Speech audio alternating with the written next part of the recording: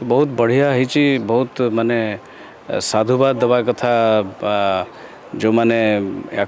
आयोजन कर जो पेन नहीं बहुत साधुवाद दवा कथा आउ ओडिया हिसाब रे दिल्ली दरबार रे एते बड़ आयोजन एवं विशेषकर संस्कृति सहित ओतप्रोत भाव में जड़ित आयोजन मुख्य कथा हूँ खाद्य हाँ ओडिया घर खाद्य बही ये सब कथा जो ताकू नहीं माने गोटे साधारण घरे गोटे बर्थडे को नहीं आनी थोई परिया भी माने कष्टकर जिनस हो जाए जो प्रकार व्यस्तता भितर मनीष बर्तन गति कर भीतर एत बड़ गोटे आयोजन हवा माने बहुत जेते साधुवाद दिज्व ऑर्गेनाइज जी कर जार यहाँ इमेजिनेशन जो 5 जन लोक भावी थे केते कष्ट से माने करथिबे माने साधुवाद देवा कथा आउ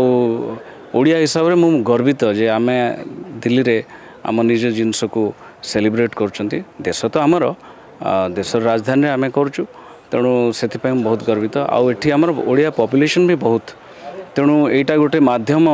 निज संस्कृति को आउ थरे मने पकेवा